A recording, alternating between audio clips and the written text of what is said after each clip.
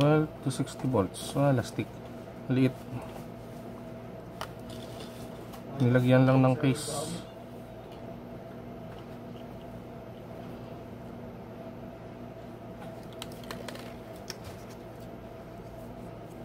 Tumali ba yun? 12.2 volts. 12 to 60. Ang ganda to, open voltage, kaso napakasimple. Ang pangit mga tol. Yung bar talagang LED lang sa loob, nilagyan lang ng diffuser. Wow. Sabagay, 47 pesos only. Itong isa 72 volts. Hindi sa tingin ko iilaw sa ano to, sa 12 volts. Grabe ito lang talaga yung totoo, maliit sa loob.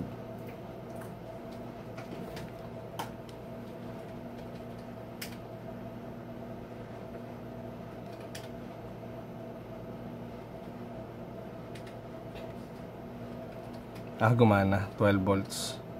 Ayos 12 to ano ba to? 72 volts. Wala.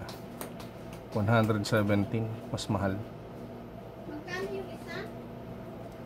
Okay, sa all right, gumagana naman.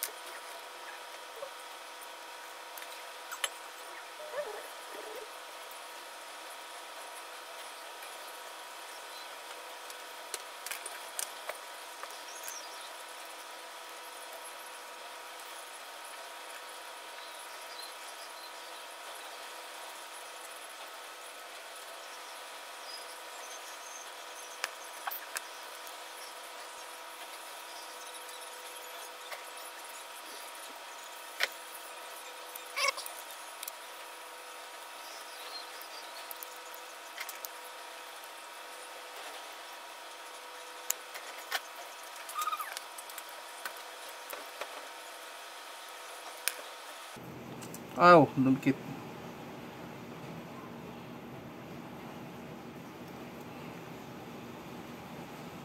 Opo, opo, opo, opo. Oh, shit. My skin.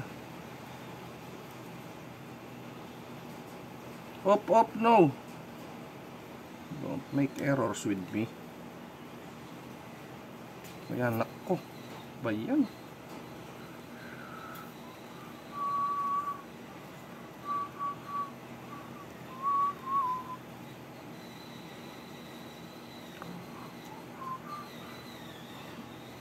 Alright.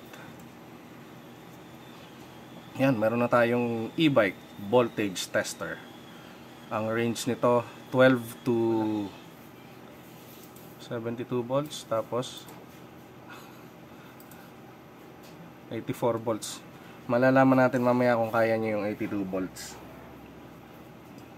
Okay, tignan natin kung kaya nito. Yikes, sana hindi umusok. Yeah. Uy, 82 volts, medyo ayan, pag hindi ano niya, pag yung hindi kaya, bumababa siya. So dapat 82 volts pala yung ano, yung nilagay ko. Pero at least nare-read niya. Nare-read niya na ayan, na 82 volts o 81 volts. 81 volts yung full charge kasi 72 volts itong unit. Kanina 82 siya. Then i-try naman natin sa 64 volts. Kaya kita ba? Ayan. 81.1 volts full charge. Okay, again, pan-test lang natin to. Balik ko na charger para lagi siyang full charge. Okay, doon naman tayo sa 62 volts. Sa 60 volts pala. Ito naman yung ating 60 volts na golf cart. Try natin.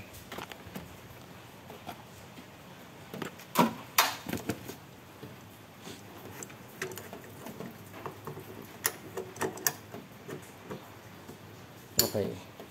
Ayan, 63 volts yung natitirang voltage. Siya na baligtad. Ayan. 63 volts yung remaining voltage. At least ma-check natin. Ayan, may guhit. Then ito yung spare battery niya na 60 volts din siya. Ang full charge niya ay 66. So full charge to. So nasa 65 volts to. Try. Yung 65 volts full charge. Yung gagamitin ko dapat dito yung ano na yung universal, yung 0 to 100 volts na voltmeter. Kaso nangihinayang din kasi ako doon, yung programmable kasi yan. Pero gagawa rin ako nun. Ito yung pang ano lang to, yung mabilisang tester para syempre para hindi na ako magbabaon nito. So, kumbaga ibubulsa mo na lang. Ngayon, itatry natin kung accurate yung voltahe nito. Subukan natin dito sa multi-tester talaga. Kung malapit dito sa 65.1. Okay.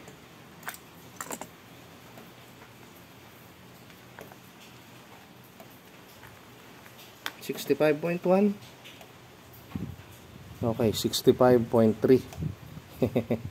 Medyo ayan, 65.3 dito. Hindi rin naman nalalayo, malayo lang ng 3 points. Pwede na. Mina-adjust dito sa likod para taasan, pero okay na rin. At least malaman lang natin na full charge yung battery. So ganun lang gumawa nitong tester na to. Nagpakahirap pa ako, meron naman ako nito. Maganda lang kasi dito, syempre ang gusto ko dito quick release at saka quick insert. Sasalpak mo na lang. Okay. Tapos ito, iniiwan ko na lang dito sa aking solar charger. Ito yung aking solar charging station. Iniiwan ko na lang yan dyan. Yan. Bali ito nga pala na may measure din ito ang 12 volts. Yung ating, ito yung ginawa kong battery pack ng solar tsaka sa mga gadgets. Okay, may current, sa positive. Maganda rin dito, meron siya reverse polarity protection. Yun, yan, 12.2. Then compare natin dito sa multi-tester kung hindi sila nalalayo. 12.3, kaya niya hanggang 12.3.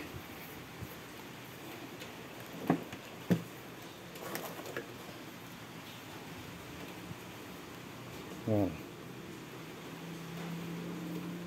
12.4. Bali mababa ng ano, mababa ng halos 0.2 ito.